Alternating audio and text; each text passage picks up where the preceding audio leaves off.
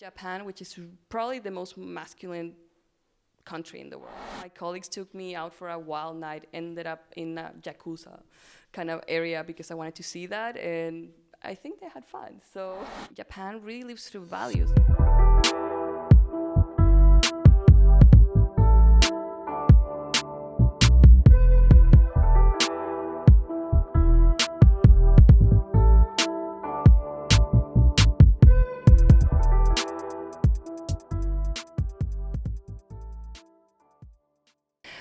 So my name is Fran. I'm going to be talking about design and culture, especially working at Rakuten here in Germany. I come from Chile, first of all. I'm from the south of Chile. In case you didn't know, just go for the red dot over there. And this is kind of how it looks like. It's beautiful, I know, but I still came here because there's some other cool things over here. So I come from agency life, basically, back in Chile and also here in Germany, my previous job. And I joined Rakuten a year and a half ago, maybe, yes. And I lead the CWD team, which basically means creative web design. This is a thing that we have to align the teams around the globe. We take care of marketing design, campaigns, B2B, branding, yeah, and we also do some A/B testing starting now. And does anybody know what Rakuten is? Or who we are? Some hands here. I just want to, I'm very curious. I'm doing market research here. Anybody knows market? Actually not. We're not? No. Well, you can say that, but well, Rakuten is an international innovation company that was founded by Mickey in 1997, started in Tokyo. And then Rakuten just started buying a bunch of different services and business units to create an ecosystem. Here in Germany, we are, or we hope we are known for e-commerce. And our ecosystem in Europe, which is, wait, I'm gonna show you here. So in Europe, we are Rakuten TV, that is in Spain, which is kind of like Netflix, let's say. Rakuten Viber, which is WhatsApp in Asia. Then Club Everywhere, which is a new product that we just launched a couple weeks ago. That you can say is kind of like affiliate mall or, yeah. Then we have Club Rakuten, which is our membership program, and this is what we are. We are not Amazon, we are membership, and we want to go for the Rakuten Super Points, which is our loyalty program, and yeah, I'll explain a little bit later. So, I'm gonna go for this. So when I joined last year, beginning of year, it was a really kind of crazy time because the whole CWD team had kind of spread out because some of them went to the offices in Tokyo, some others went to Spain to work in Rakuten TV. So that was actually something pretty cool because we also had this challenge of becoming one Rakuten. We had a new branding, we had a new logo that we were using all over the business units in the States, in Europe, Asia. So it was a good opportunity to create new processes and new workflows in order to work better globally because we have over 30 countries and different offices and different time zones and different people and different cultures, which is the most important part of this talk. So I would like to show you what I did with the help of the teams here, yay, and the teams all over the globe. We basically work the most, or at least in design, of course with the headquarters in Tokyo, and we also work a lot with the European entities in London, Spain, Paris, especially. So with the help of all of these teams, we started to try to figure out a way of aligning, because before, since it was different business units, you basically had different websites. It could be a marketplace that you had in Germany, it could be a marketplace that you had in Paris, and it was completely different. So this was a really big challenge, still is, but it's really awesome to try to solve.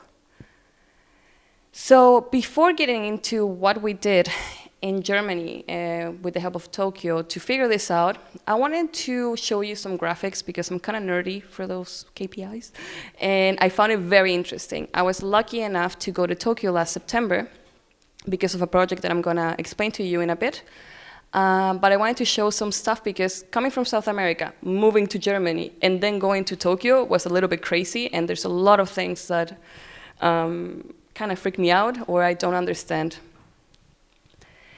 This is the Hofstede Insights. I don't know if anyone is familiar with this, but yes, great. And it's really great because all the things that I was thinking that I wasn't sure if I had a problem or they had a problem, it's actually kind of forced to face the facts with this insight. So I recommend you all, if you work in different cultural offices, to take a look. So I'm going to make a short summary of every single point. In the power distance, it shows how a society feels about like different positions, like of hierarchy and stuff like this. You can see the first one is Chile. I'm gonna go for my notes. The first one is from Chile, and you can tell that people are like kind of okay-ish with that.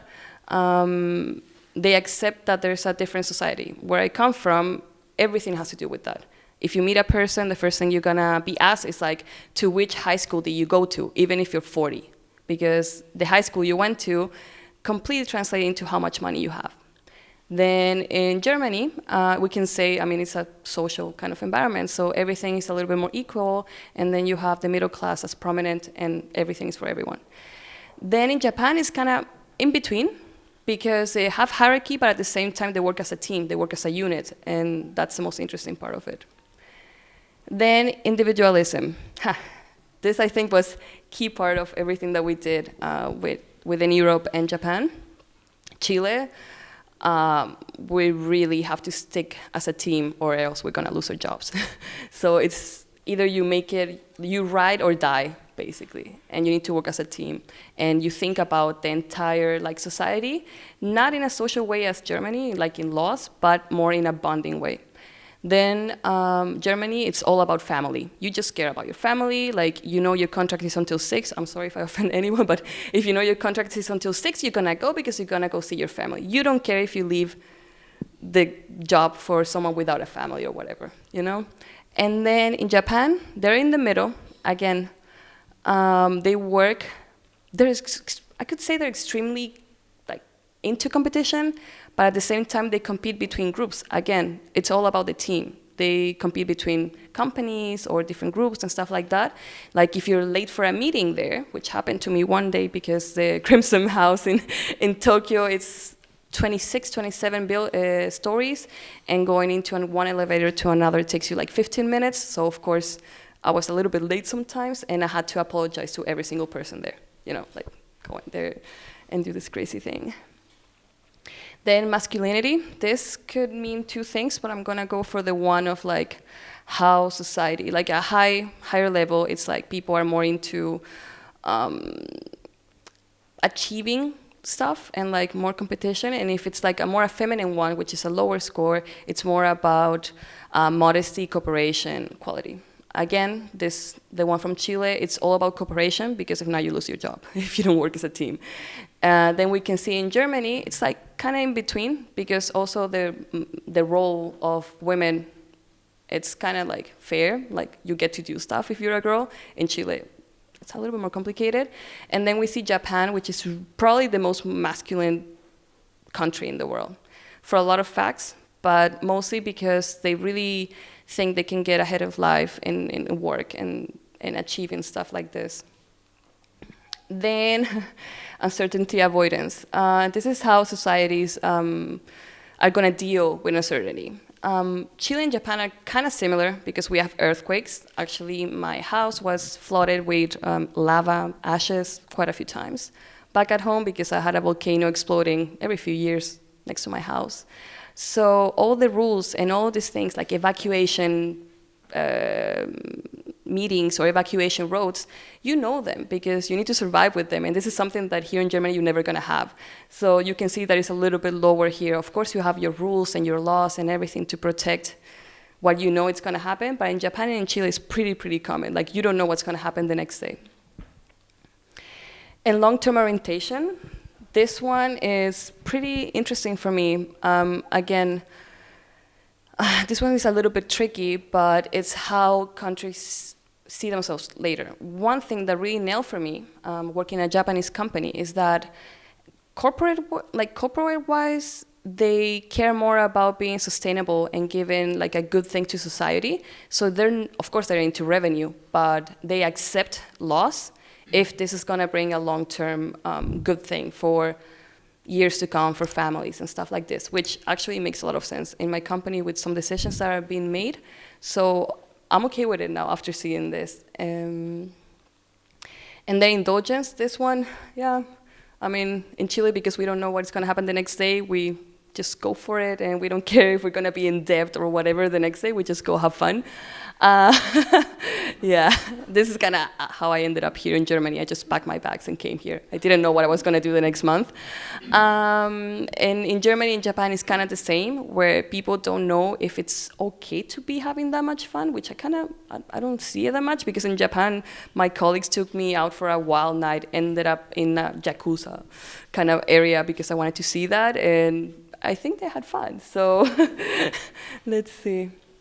And now back, after seeing all of this and all of the cultural differences, that I can mostly say that South America and Asia are like here. So in my mindset, it's going crazy. And going back to what we did with the teams to go for this one Rakuten, 6 steps that I kind of made up towards cross-cultural design collaboration from this year and a half. First, what we did was acknowledge your current status and start small. So basically go back to the basics. When you need to start working with other cultures, you need to understand the previous thing that I just showed and just try to find the perfect balance, right? And with this, I'm going to go to one example that was a really awesome project that I did. It's called QCC. You can see me there presenting from a webcam from Bamberg in the south of Germany to the CEO of the company, Mickey. And that was only my 6th month in the company, so I was really scared. It means quality control circle. It's an employee Kaizen activity. Kaizen means like always improve and always be self-driven at work. And it's like a really cool value that Japanese people have. And it's led by a team of employees aiming to raising productivity at work. I worked on this with the head of finance, which is, to me, was super weird because I'm a designer. I never really heard of like finance people.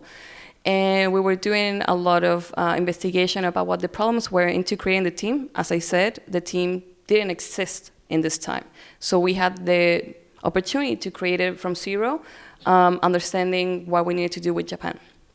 And actually, it was one of the top 3 projects around the globe because we had 116. That was pretty cool. That we did here was creating like a more efficient way of making banners. So we are e-commerce basically in Germany. We need to do a lot of campaigns, a lot of banners.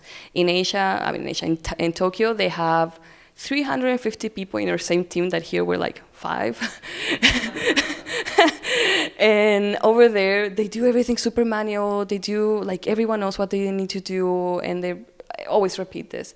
So here we were saving like 1,000 hours a year per designer, and I showed it, and then this was the first like touch point I had with Japan, because an hour after this project presentation, I got some emails from the CWD department over there, like, we want to see it, et cetera, et cetera. But at the same time, they were a little bit kind of scared, you know, because they had 350 people over there that are thinking, maybe I'm going to lose my job with this, or what's going to happen with all the hours that we're improving, right? And it took me a while to explain them, like, if you do this, like, in a more efficient way, you're going to have time to fix other things, right? So I could tell that after this, they were fixing their banner. I'll show you in a second a picture of that.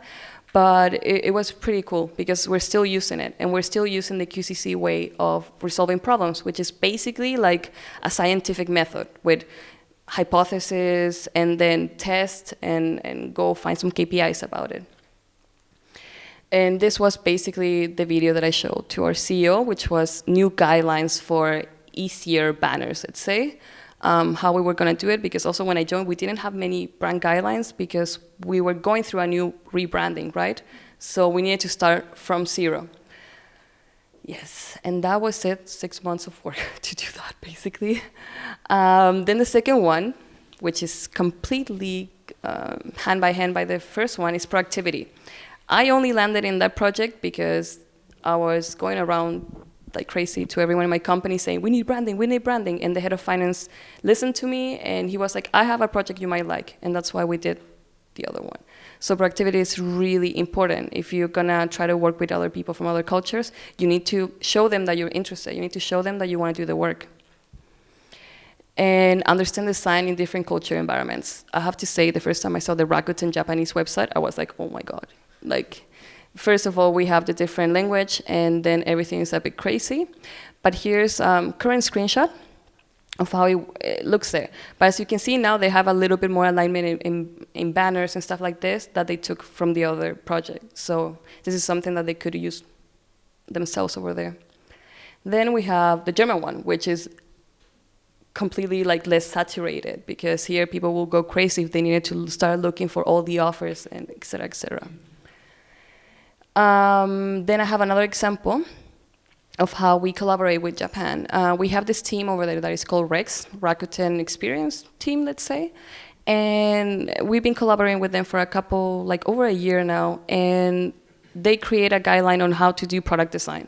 So then we can use it. And they give us like different kind of input, or they tell us how can we start creating our own, so we can test it and then send it back to them, so then they can add it, because they really understand that what works in Japan probably is not gonna work here, because they have more cartoonish looking like kind of icons, etc. Then make the best of value aligned behaviors. This one, yeah, I don't know if I have another one. Yes. So this picture, I took it in Tokyo when I was there last year, and it was literally 7 p.m., 8 p.m. I was going from the office back to the hotel, and it was super crowded, but I still got to see this, like some college students helping a homeless guy. And by now I kind of realized that homeless people in Japan are not because they're poor or something like that. It's probably because they lost their job and they kind of lost their honor, and that's why they're living on the streets. So it's something completely more harsh to what we see here. And then seeing college students helping this person really made me understand that Japan really lives through values. We see it also in our company, that everything is about like society, empowerment, disruption, and we're really trying to aim for this. And I can see it also in the teams. The guys in Japan, they answer to me at 2 a.m., 4 a.m. They're always helping. I don't know, I think they're pretty much incredible over there. Also here, these guys are great as well. Number 5, this one I think is the most important one. Engage leadership in co-design. We need to get the buy-in from the senior managers, always. Because it doesn't matter if me here as like head of design and the head of, I don't know, branding in Japan, we want to collaborate, we need to have the buy-in from the higher up people, because it can mean cost, it can mean travel, it can mean a lot of other things that we don't decide. So if we have it, then it's really, really cool, and we have it. Then the last one is like, keep improving and keep the human connection as the core for good collaboration. Honestly, like I came all Latina to the meetings with Tokyo. I was always saying like, let's karaoke or stuff like that. And I can't really read like Japanese faces or expressions when there's like, I'm doing something. So at the beginning it was really tricky. I'm very not well behaved sometimes at this kind of thing. So it was really, it was a really good experience. Like when I was in Tokyo, as the CEO here told me, oh, maybe you need to cover your tattoos, you know, because they're gonna believe you're a Yakuza, they're gonna, I don't know. And I'm like, well, I don't really look Asian, so I don't know. But I did cover them for respect, because I didn't want it to go to the office and be like, oh, like, no. So I covered them, and when I got there, after a day, they were like, Fran, you don't need to wear it, it's you, it's fine, you know? So they also like give in a little bit. I also had to buy like extra luggage because of all the presents they gave me. They have this really cool thing called omotenashi. I don't know if anyone is familiar with that, but we're kind of like trying to use it in our branding as well, which is like how people welcome guests, or how welcoming you are. And they were incredible. Every single morning, this designer guy, Hiro, my favorite one, he will have like presents for me in my table every morning. He even asked me what am I allergic to, so he wouldn't get me like red food because I'm allergic to red. I don't know, it was crazy. They had a list in the wall for the 2 weeks I was there for people who was gonna have lunch with me, you know, and they always pair each other. A Japanese that didn't speak well English with one that spoke very good, because we also have this thing called, I'm sorry, I cannot pronounce it, but English synchronization, sorry, I cannot pronounce it. But Miki, our CEO in Japan, he said that everybody needed to speak English from now on, because we have so many companies, right? But there's still people that are on the learning, and that's why they always pair them up for lunches, and they were always asking these things. But I don't know, it was really great, and they always send me like TikTok Viber messages, of them doing like, oh my God, it's crazy. I love it. And here's some pictures of this. Yeah, that's our panda girl. She makes all the panda illustrations. I needed to meet her. She had 3 desks filled with pandas. I couldn't get one though, but yeah. And then these are the QCC girls underneath, and these are some designers from the CWD department. And they were great. They took me out for like 10 hours straight. That was hardcore, but yeah. So that's it. Any questions?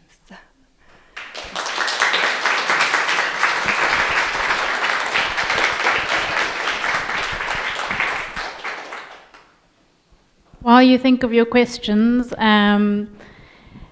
if you apply for any of the jobs that we have and you get to work here, we have lots of trips to the Tokyo office. So anyone that's interested in experiencing all of these things, most of it sounds very familiar. It's the things that everyone says when they come back. Yeah, check out the jobs. We're looking for a front end. I'm just saying. Or check out their jobs, yeah. I'm just going to whisper it. We're looking for a front end. Questions? Nobody? Boris? Question? Comment? Because Boris has probably been to the Tokyo office the most out of all of us. I really loved your talk, and and I also experience similar things when our employees go to Tokyo office. What were some of the things that like surprised you the most? Like something that you wouldn't have anticipated before, where you had a completely different picture. That they don't steal. Like, I mean, this is like a personal thing. It's not about work or anything. But I remember I was one night at the train, and there was this guy falling asleep. Like the really cliche thing. He looked exhausted. I've never seen anyone like that. And he had his phone like here, and it suddenly dropped, and it went through the train. And there were a lot of people, and no one was doing anything. And I was like, should I pick it up? I'm kind of brown. Maybe I shouldn't, So, so I don't know. So I was thinking this for like maybe 15 seconds, and it was a brand new iPhone at the time, So I was like, okay, I'm just gonna pick it up. The guy was sitting here. I left it like next to his legs, and then I went back. And people were staring at me, and I'm like, oh crap. So I went like, it's there. And none of them, I think, spoke English. And then this Japanese guy, older, he comes to me and he just taps my shoulder and he's like, thank you. And goes and tries to wake this guy up. And he was completely dead though, but he grabbed his phone and yeah, he took it. But I saw a lot of this, even on the streets, people passed out in not tuxedos, but suits, and with their phones there, and no one was stealing them. And I'm like, damn, don't bring some Chileans here. It's not gonna end up good. I'm sorry, it's true, you know it. But yeah, no, I mean, I gave it back, of course. That was pretty impressive, honestly. And how, also, I thought it was gonna be crazy at the train, because I always thought that the trains they were gonna be like the ones we have in Santiago, in the capital, that are crazy, that you need to go like a bomb.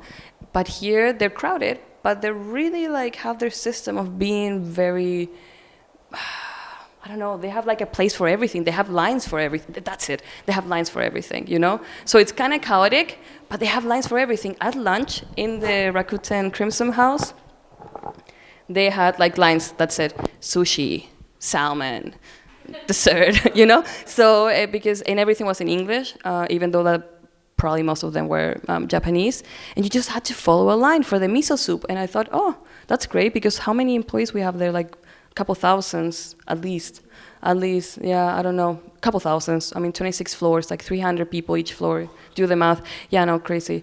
Every aisle has an A1, A2, and it goes like this. But yeah, a lot of things were pretty impressive there, but just the people are good, generally.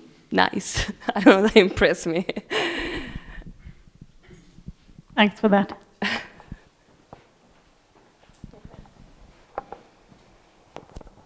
Hi, thanks for the talk. I just come from South America, so I understand what you're saying. Just one question about something that you've learned in Tokyo, because we share a lot of things with Asia, more than with Germany, for example, in terms of culture.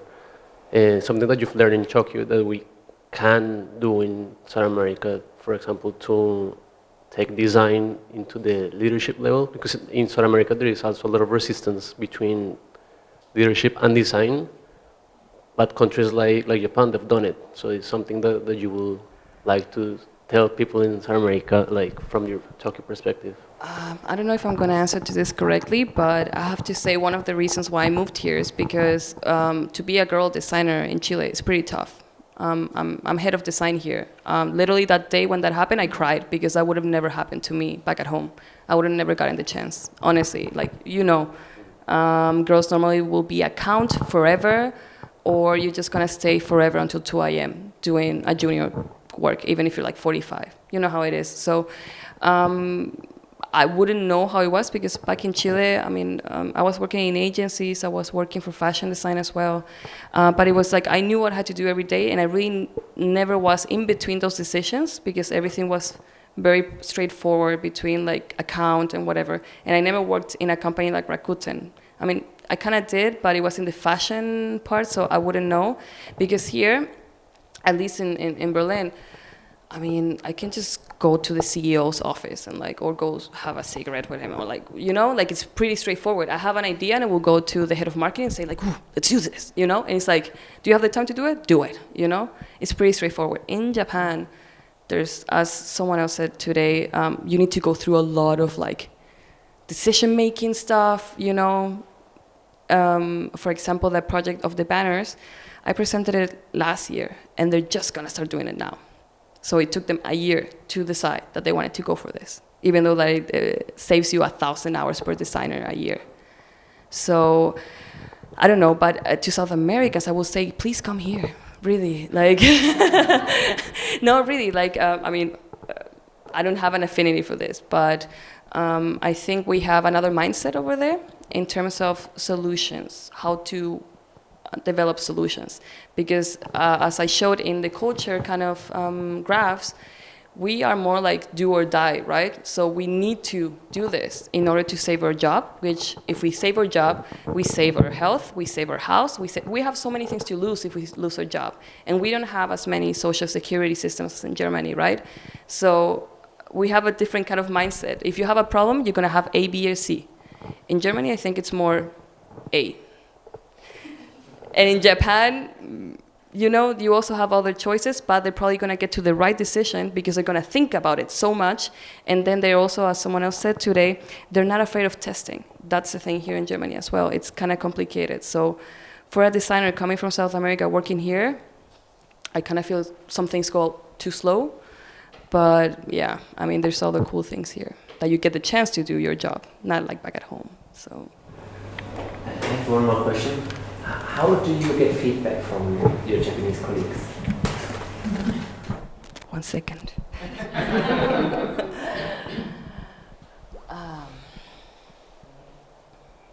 Okay, first of all, some people in the Rex team, the one from that creates the product design, he's Chilean. So it's pretty cool that over there I have another colleague from back at home, so we can talk things over really openly, and then he helps me try to funnel it to the other guys. But with them it's really easy because that team basically works to provide assets to the other companies, so they really care for feedback. And actually it's pretty good because sometimes we might have business we need to go fast towards to finish something, right? And they completely understand it. Sometimes I'm like, guys, I don't have time to really wait for your answer. Can we just go for it? And they're like, yeah, sure, but let's talk about it later. But we talk pretty often, Viber is all day long. We get their guidelines. But honestly, we're kind of separated, but not. I try to always show them what we're doing so they know. And they tell me, okay, that's the wrong logo or whatever. But it's pretty it's pretty easy, I would say. And they never block us for this kind of things. It's interesting that you mentioned how you're having design in Berlin and that you wouldn't have this opportunity in Chile. Do do you see the same gender equality in terms of opportunities for leadership roles in Japan? The head of like the entire CWD team over there, with 350 people, it's a girl, actually. And when I saw it, I was also thinking about this, right? Because as we saw in the graphs as well, Japan is a really masculine kind of country, and you need to give up certain things in order to do your career, right? It's kind of the same for me back at home, you know? So I was kind of, I always try to empathize with that. So I try to help them as well, but I didn't see that there was much of a difference in the office at all. Like they were really kind of mixed, you know? So I really didn't see it in Japan, and I was kind of, I wasn't expecting that, to be honest, but it's how it is there. Is this something that they really try to like strive for, kind of having? I wouldn't know. I really wouldn't know. But what I can see so far is that they hire people if they're skilled. Like, they don't really care about that, to be honest. I mean, I was there, you know, so, but it was pretty mixed, to be honest. In every single team, I think it was like kind of half and half. I never had a meeting where it was only guys, for example. So, when in Chile, if you go to like an agency, all the creative directors are gonna be men, or stuff like that, you know? Do you still have a question, or was it answered before? Hi, thanks for the talk. I just have a question. So you've worked in so many different cultures across continents. What do you think for a designer is probably the most important skill to have to be able to make it across cultures? I think it's two things, actually. One will be, of course, flexibility, which is a given. But second, I think you need to know how to accept criticism. And that's a thing that I can tell the difference between countries, how they accept criticism. You know, especially here in Germany, you always need to try to see that criticism comes on a professional level and not on a personal level. And that's the main thing to kind of survive in every culture, I will say. But it's really like you always get to learn from other cultures and improve yourself with that. So I just think it takes an open mind, flexibility, and be open for criticism all the time. Okay, thanks. Big round of applause for Fran. Thank you.